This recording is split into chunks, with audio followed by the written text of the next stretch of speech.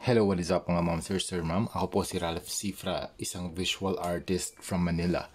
And today we are going to customize the YOLO Park Rhinox AMK Series Model Kit. Thank you very much YOLO Park for sending this.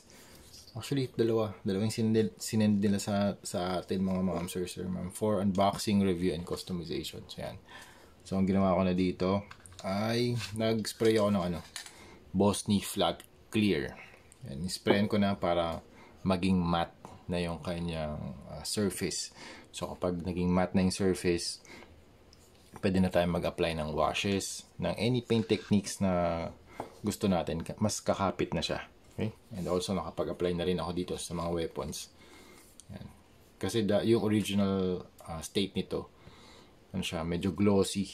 So ngayon kailangan natin ng adhesion layer para kumapit yung mga pinturang i-apply natin. Okay, next na gagawin natin, mag-apply tayo ng black wash. Gagamitin natin pH 179 black from Armored Komodo water-based primer, tapos water. Okay, ito yung brush na gagamitin natin. Very broad flat brush. Ang size nito ay 12 from Best Buy. Yung technique natin for customization, we will do the broadest or widest strokes first before we go to the detailing. Yung detailing last na yun. Okay? So wash muna tayo, apply muna tayong wash.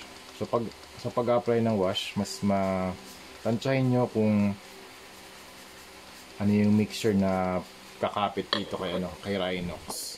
So naglagay ako ng konting water. Tapos nag-prepare na rin ako ng tissue paper para ma-wipe off na natin agad yung excess. So mangyayari dito sa wash, mag-apply tayo ng paint dito sa surface para magkaroon siya ng depth or ng lalim. So yan, pwede tayong mag-apply dito sa kanyang mga surfaces. Tapos after nyan, pwede natin i-wipe off. Yan. Mas magiging dark siya. So mag-sip in lahat ng dark dun sa mga crevices niya. Okay? Hindi siya magiging very light na gray. So sa lahat yan, sa lahat ng parts yan. Yan. Nagkakaroon din siya ng ng level of weathering. Yan. After ng black wash, mag-a-apply tayo ng Vallejo Metal Color Steel 77.712 or Acero. For dry brushing naman to mga ma'am sir. For dry brushing, ito yung brush na gagamitin natin. Okay lang na worn out na yung brush. Mas maganda pa nga yung effect nito kaysa dun sa mga sa mga super new na mga brushes. Ito rin yung gamit kong flat top brush, makeup brush naman para dun sa mga large na surfaces tulad nito sa chest. Yung mga flat brush, gagamitin natin yan para dun sa mga mechanism sa loob. Okay, niload ko lang yung brush natin with steel, tapos tinanggal ko yung siguro half of the silver paint or steel paint, siguro actually 85% yung tinanggal ko, tapos 15% na lang natitira sa brush. Tapos kapag pinahid nyo dito sa surface, lalo na dito sa mga hydraulics, magkakaroon siya ng weathering or lalabas yung steel na property, para siyang bakal. So, parang nagiging die-cast. Nagkakaroon din siya ng level of weathering. So, binabalik lang natin yung steel property niya. Kasi nag-apply tayo ng wash. So, yung shadow na lapat na natin. Ngayon, nag-apply naman tayo ng highlights. Yan. Dito naman sa mga large areas, pwede tayong gumamit nito, flat top brush. Ganun din, same method lang, dry brushing. Tanggalin natin most of the paint, tapos lapat lang natin dito. Para lang magkaroon ulit tayo ng highlights. Para lang may contrast siya. Kasi nalapat na natin yung shadows niya. Yan.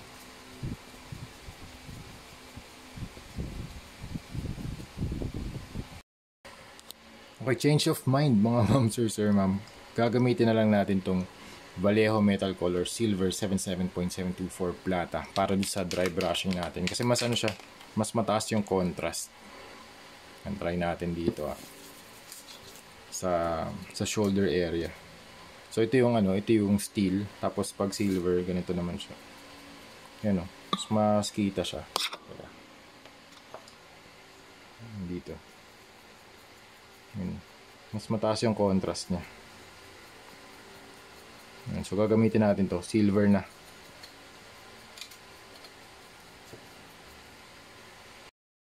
Okay, we are done with the black wash and dry brushing natin. Ang next na gagawin natin naman ay maglalagay tayo ng dry brush application using these kinds of paints. Hero High Pigmented Water-Based Acrylic Purple and Cobalt Blue. Tapos meron din tayo Intense Violet and Deep Purple from Armored Komodo. Itong mga colors ito, blue and purples and violets, will be applied dito sa side na to, sa kanyang left side. Kasi yung hammer, gagawin natin source of light. Ito yung pinaka-bright na light. Tapos dito sa part naman na to, puro green. Ito yung mga green paints natin. So you have lime green, phthalo green, deep green, and ito mix to ng ano ng green at saka blue and white. Ayan, turquoise. Lalagay din natin dito. So ito yung pinaka, so dito sa side na to, sa right side niya, puro greens and whites. Kasi ito yung gusto ko anuhin to lagyan ng light effects or lightning, maybe some energy na nagpo-form through the from the hand throughout the body. Tapos dito naman sa side na to, ito yung shadows niya. So dito lahat ng purples ng violets.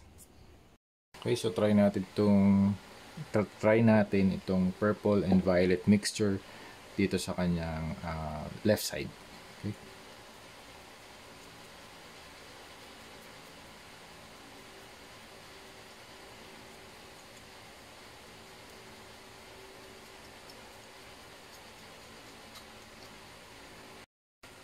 Okay, tapos na tayo dito sa kanyang left side. Now we will proceed to the right side. And for the right side, ang gagamitin natin, Hero High Pigmented Water-Based Phthalo Green. Okay, start tayo dito sa likod.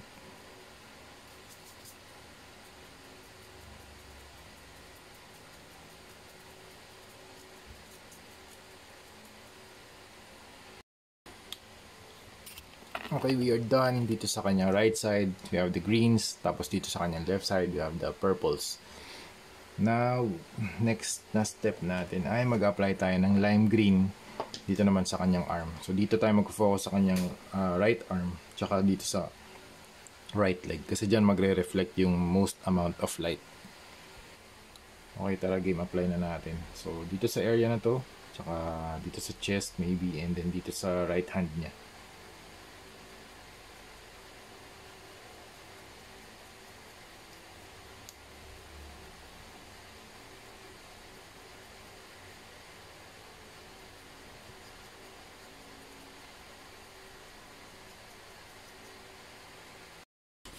Dito sa kanyang left side, nag-add na rin ako ng magenta para mas malagyan ng warm color yung ating action figure or model kit.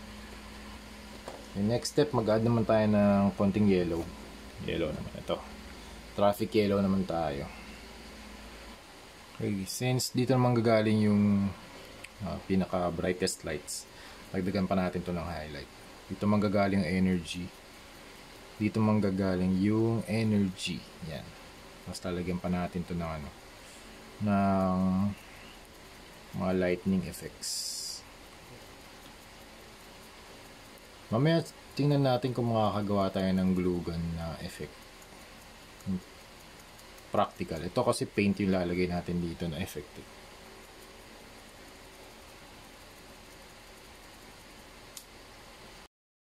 Okay, next color na apply natin naman, white naman.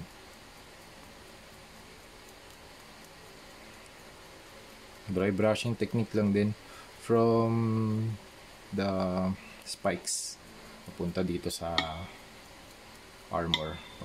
From bottom up. Yun yung movement ng brush ko.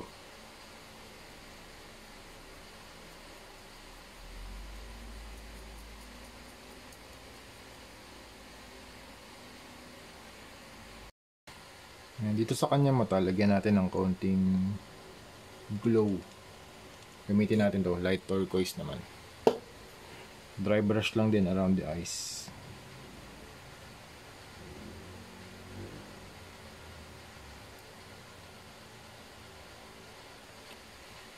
Ayan, tapos lagyan natin ng ultra white sa gitna.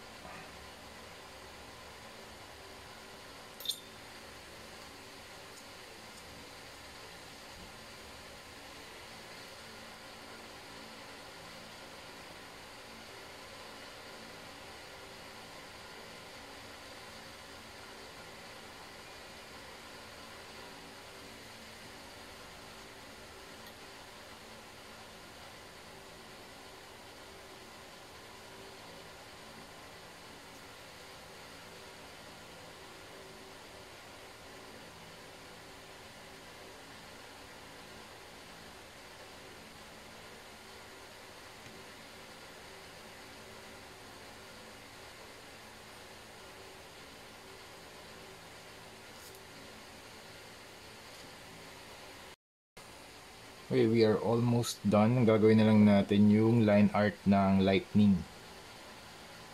Walang power effect. Ang gamit ko dito ay ultra white, stronger coverage from Hero Paints. Try natin dito.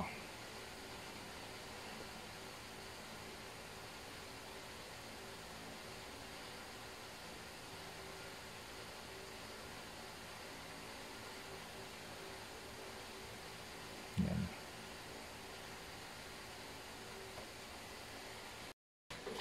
Okay, mag-add tayo ng glow na lemon yellow dito sa ating mga lightning strikes. Mga lightning na line art. Medyo i-dilute natin yung ating paint using water para hindi masyadong opaque yung yellow. Ano lang to, parang glow effect lang siya. Glow effect lang siya. Yan.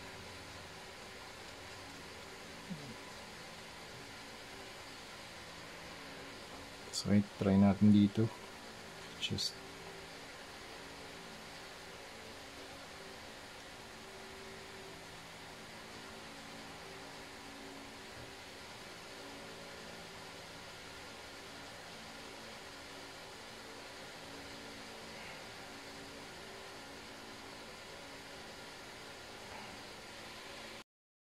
after adding a glaze of yellow, babalikan natin siya ng ultra white. Babalikan natin line art na ginawa natin para mukha siyang nag-glow. Try natin dito.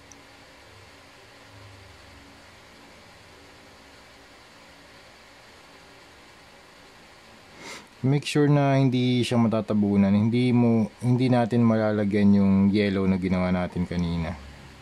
As much as possible, doon lang tayo sa gitna ng lightning.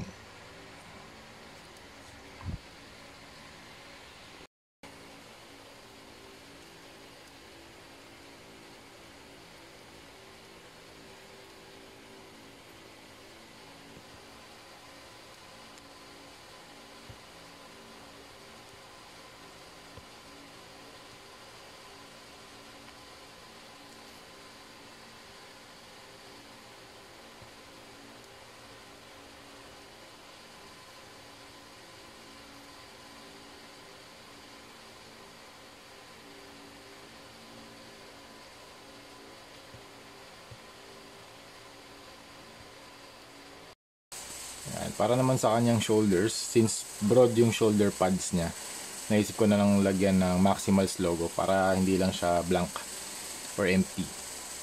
Gagamitin natin dyan water-based primer from Armored Komodo. Pinrain natin pinaint natin yung silhouette. Tapos ito yung ginamit natin for the second coat para mas opaque yung white. Ultra white stronger coverage from Hero Paints. Tapos for the detailing dun sa eyes tsaka dun sa details dun sa loob ng ng logo, gagamitin natin to, Pilot Twin Marker. Simulan natin dito sa eyes niya. Naglagay na ako ng initial sketch using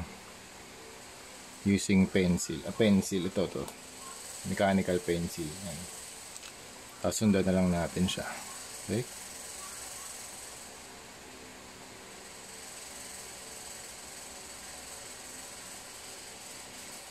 Ayan, after ng sketch, actually sketch lang pala yung ginawa ko for the pen kasi may ano siya, may texture.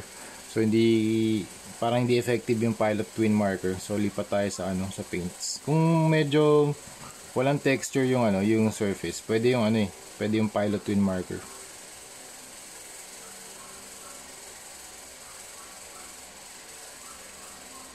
Ayan, lipat tayo sa pintura.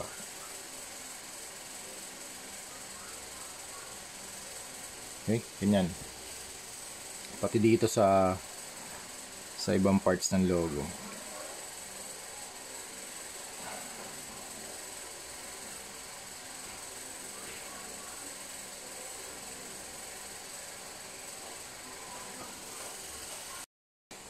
Okay, after the detailing, lalagay tayo ng weathering using black primer din. Dry brush naman para maibalik natin yung texture.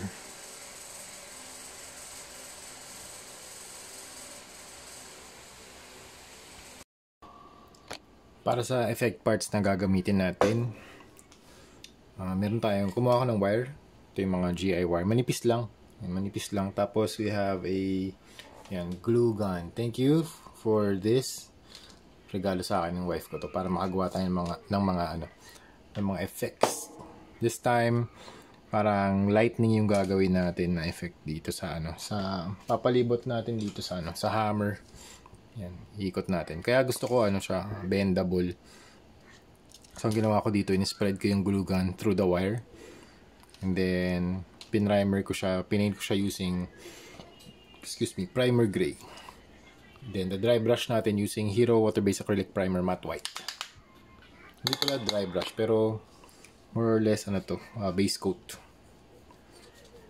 Para kapag nag-layer tayo ng paint or nag-dry brush ng yellow paint and green paint, mas bright siya.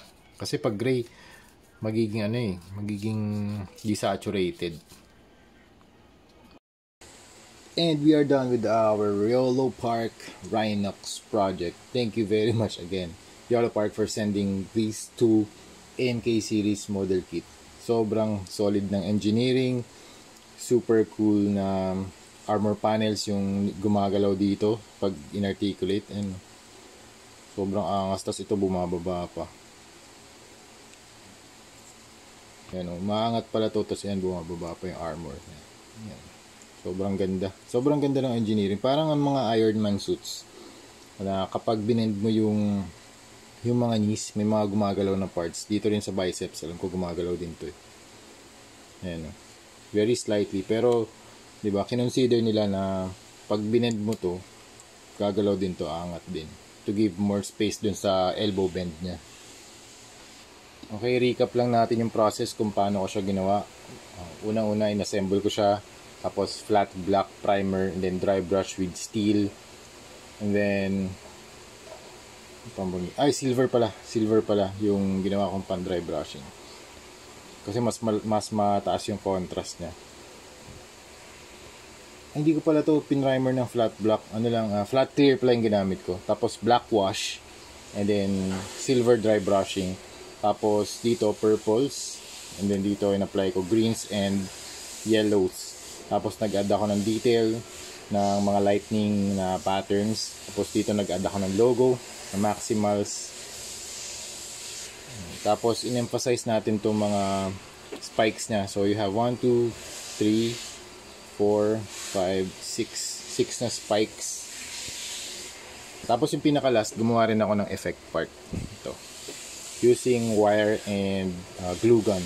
Yung effect part natin na to, para siyang yung lightning pattern natin.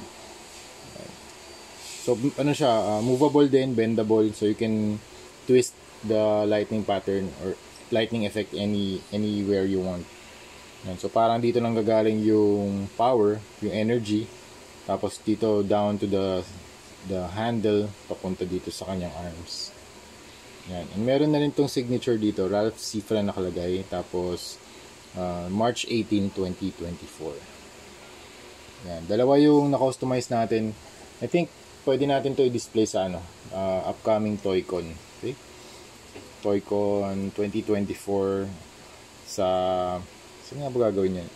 Anyway, yung details, sasabihin ko na lang soon. Pero ito na yung project natin. Thank you very much again, YOLO Park, for sending these Rhinox AMK series model kits. Sobrang angas, sobrang ganda. It's a perfect canvas for customization. Kaya gustong gusto ko